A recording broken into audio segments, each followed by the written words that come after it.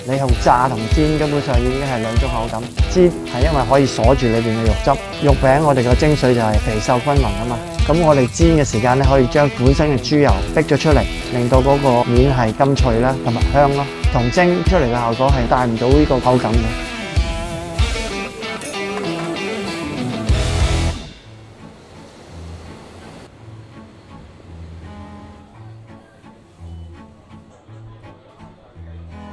係你好啊，我係阿坡，就係呢個屏山老地方肉餅專門店嘅老闆啦。咁我本身喺元朗嘅屏山嗰度開嘅第一間店，而家喺土瓜灣就係開第二間店咯。我哋做肉餅為主，老地方嘅原因咧，本身喺屏山嚟講咧，就咁佢好多餐廳咧就用啲好老嘅名，即係例如話紅興啊、華興啊，就好似好平民化嘅茶餐廳。咁我就覺得要做特別少少啦，就將個名就用翻屏山本身係比較古色古香嘅地方啦，咁就取名個地方咯。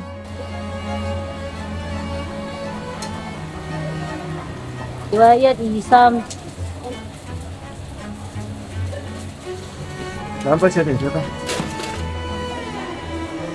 我本身做飲食做咗好多年，我大概8幾年已經開始做中菜啦、西菜啦，每個餐飲業嘅位置我都做過，水吧、廚房或者係廳面嘅管理，裏邊嘅各個角色我都可以擔當過，咁變咗對飲食嗰個流程經驗就屬於係十分了解。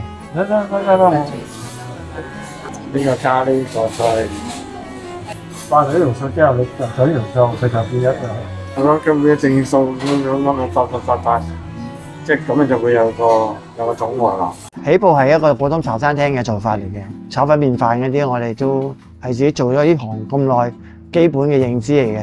入到去可能係人哋嘅地方，比較係有少少叫做唔係咁中意，有啲外人入到去裏邊做嘢，有啲油煙啊，或者係唔同佢嘅生活方式咧，佢就會有少少投訴或者抗拒咧。最後我哋就大家讓一步啦，咁啊做一啲冇咁大油煙嘅，所以就轉咗做肉餅咯。即係搓完之後咧，咁樣搓咧，搓咗之後咧，嗰啲豬肉你陣間咧煎出嚟會好食啲㗎。如果唔搓咧？唔搓咯，你如果嗰啲豬肉你煎出嚟會係實實嘅，達個作用咧，即係令到嗰啲豬肉咧緊實啲，唔會鬆鬆散散，即係你食落口咧，都會感覺到爽口啲咯。機咧搞出嚟嗰啲就唔會咁好食嘅，用手咧搞嗰啲咧豬肉你哋睇，反正好好多㗎，啱唔啱啊？如果你唔咁樣搓咧，你嗰啲豬肉你佢會死㗎，好似一嚿一嚿咁樣。哦，一日要唔要搓5兜啊？一日唔止，一日10兜左右咯。有時生意好嗰陣咧，11、2兜。調味嗰啲落咗啦，係咪？係啊，我哋就係擺鹽啫嘛，擺鹽擺少少生粉。明白。見到喺餐牌嘅，而家喺個大餐牌裏邊有差唔多50、60款啦。唔喺餐牌裏邊嘅，我哋試過，客人都食落去都有唔同嘅口感嘅，因為好多係時令菜，變咗我哋唔可能話一下子俾咁多個種類嘅嘢出嚟，咁所以咧就有啲係抽起咗，冇喺一個大餐牌裏邊出現嘅。呢度一共有幾多種肉餅啊？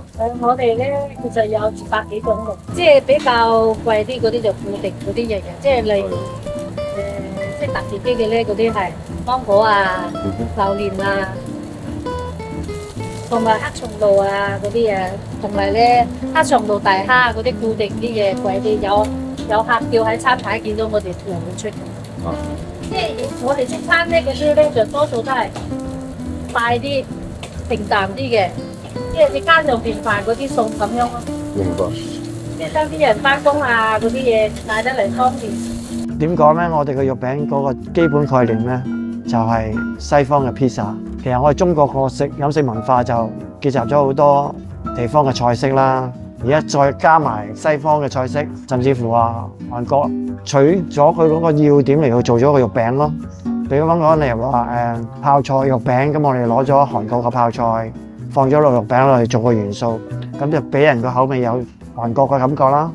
咁你話而家我哋比較大賣啲嘅有個叫做大飽照燒墨魚啦，個概念就係日本嘅將魚燒嗰個做法放咗落去嘅，感覺上就好似食小丸子咁咯。呢個係大阪燒章魚，呢個章魚啦，同埋椰菜啦、粟米粒啦，嚟自咧小丸子啊，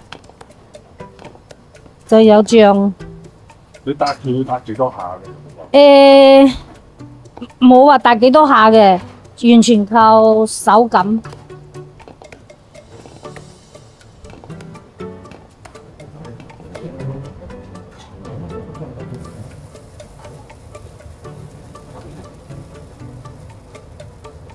諗住嘅作用係等佢焗熟佢咁樣。就快熟啲咯。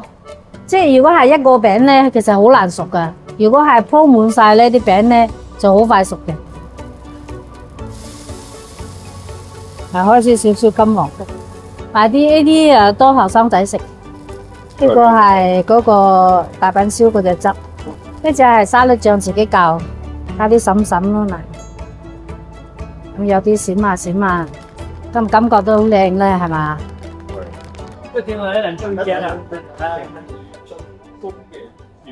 芝士肉餅其實係我一個比較喜歡食芝士嘅朋友介紹我嘅，因為佢就係一個芝士控嚟嘅。其實芝士喺個後生仔個心思裏邊咧係比較熱愛嘅。咁佢又介紹咗幾款，即係6、7款嘅唔同口味嘅芝士，有拉絲啊、巴馬臣啊。佢自己認為最好嗰幾款撈咗落去出嚟嘅效果，我哋覺得係好嘅。所以先出咗呢個6重芝士。有時會分唔到嘅？有時都會㗎，即係好多嗰陣咧，真係會分唔到邊個打邊個。不過咧，如果分唔到咧，就要揀材料咯，揀重點嗰幾樣。呢個就係6重啦。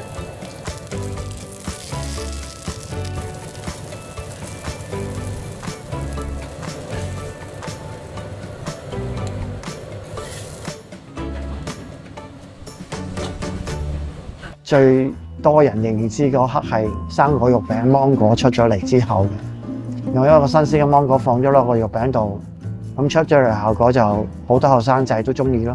榴蓮係芒果之後嘅第二個嘗試嚟嘅，咁就我個人口味啦。如果基本上我都同啲客講，你只要中意食榴蓮，我呢個榴蓮肉餅就一定好食。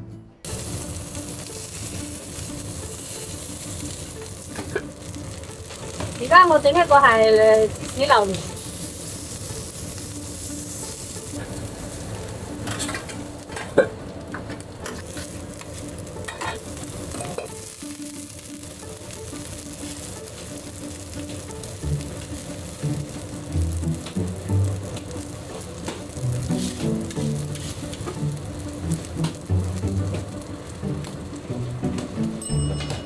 什麼？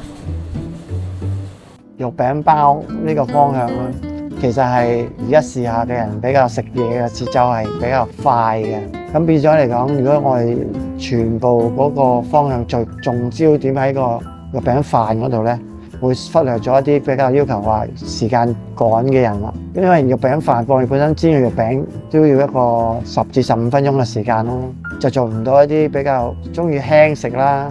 或者係試下啲女仔中意影相打卡咁變咗呢兩樣喺個香港裏邊嗰個佔個份比啊，都係好高嘅。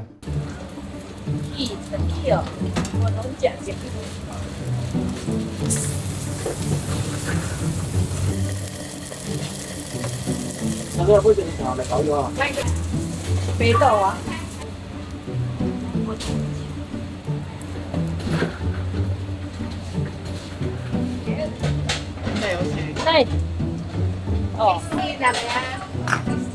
改變咗我哋嗰個生意模式之後咧，反為係叫做因禍得福啦。喺呢行啊，講真，好多時會俾請翻嚟嘅師傅去控制住自己嗰個出品啦，就會因為請人嗰度會出現咗嗰個頭痛嘅問題。因為識得做好嘅餸嘅師傅咧，往往就好難留得住喺你自己身邊，除非你自己做。自己做一雙手做唔到咁多噶嘛，咁但係而家呢個肉餅咧就基本上嚟講咧係可以容易去調教一啲後生嘅或者係普通做廚係冇咁精湛嘅都可以去做得到呢樣嘢。喺開發嘅時間咧就除咗個肉餅嘅味嘅調味，控制啲肉嘅份量，其餘啲嘢我都基本上喺廚房咧都會交晒俾我太太嘅。因為我太太本身嚟講，佢對煮食呢個方面咧都好深入嘅認知，因為佢對客家菜個掌握係好好嘅。我就會放喺嗰個策劃間鋪嘅發展啦，同埋話瑣碎嘅各方面去做咯。咁啊，所以廚房大部分時間都交咗俾我老婆住。自從疫情咁你睇到啦，酒樓啊嗰啲全部都係不景氣啦，因為佢哋開支大啦，同埋就本身如果疫情直情係令到佢哋做唔到生意。其實香港做飲食，我哋要考慮嘅其實除咗你要別樹一格之外咧，你基本上你又要控制嗰個人手啦、租金啦，其實係比較難嘅。變咗，所以形成咗好多人都選擇咗嘗試上去北上去到上邊去揾個空間嚟去發展。好啦，咁今次咧就多謝余生啦，俾我過嚟佢呢個老地方肉餅專門店嗰度拍攝啦。咁大家如果中意食肉餅嘅話咧，不妨咧就過嚟呢個老地方啦，嗰度試下嘅。咁佢喺土瓜灣啊、元朗啊都會有店嘅。咁大家如果中意呢個 video，記得點個 like 俾我，下個 video 見，拜拜。